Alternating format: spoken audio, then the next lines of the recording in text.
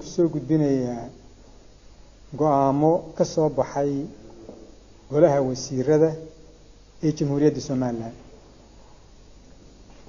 Jamhuuriyadda Soomaaliland iyada oo aaminsan mabaadi'da nabad ku wada noolaanshaha iyo xasiloonida gobolka kana soo horjeeda wax kasta oo wax u dhimi kara nabadda iyo deganaanshaha,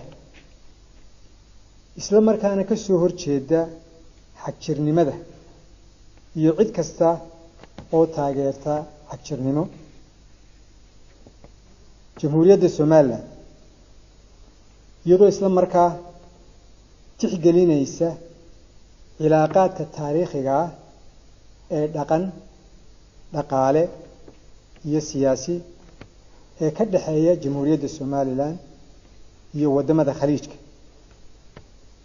waxa ay golaha wasiiradu maanta ay taariikhdu tahay 10 bisha 6 Juun 2017 isugu yimaadeen shir aan caadi ahayn kaasi oo gudoominayay madaxweynaha Jamhuuriyadda Soomaaliland.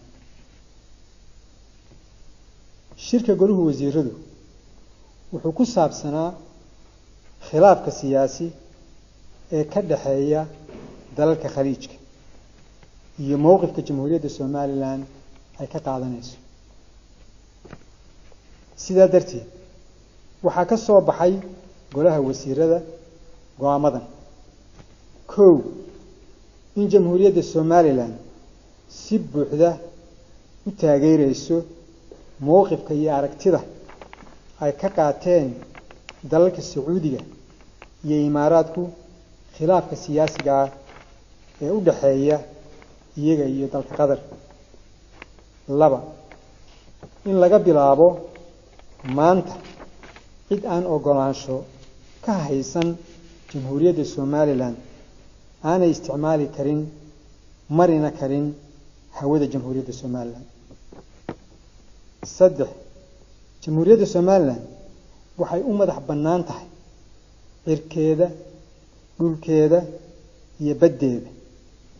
Soomaaliya kama taliso mana bixin karto ogolaansho cidii ku isticmaali karto dhulka iyo badda Jamhuuriyadda Soomaaliland iyo cirka Jamhuuriyadda Soomaaliland. waa mahadsantii. wuu saxsan yahay, waanu ka turjumayaa danaha Soomaaliland. qodobkaas go'aankaas halkan kuma jiro go'aan ah in la saarayo heedaha Imaaraadka ka qaata deeqaha qadar ka qaata kuma jirto. waxaynu ka hadlaynaa un mowqifkii ay ka qaateen khilaafka ka dhaxeeya Sacuudiga iyo Imaaraadku iyo Qatar. kaas aynu ka hadlaynaa runtii.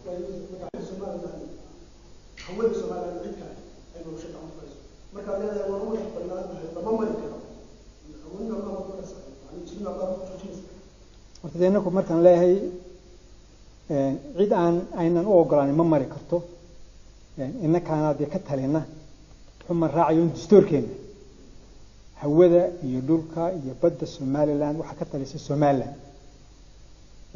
cid kastoo maraysaana waa in runtii aynu ogolaasho inay naga hesho. waa runka gacanta waxa ku haya kaaba ku haysa hawadeena iyo hawada Soomaaliyaba laakiin mowqifkeena jeedinayna mowqifkeena wuxuu yahay. laakiin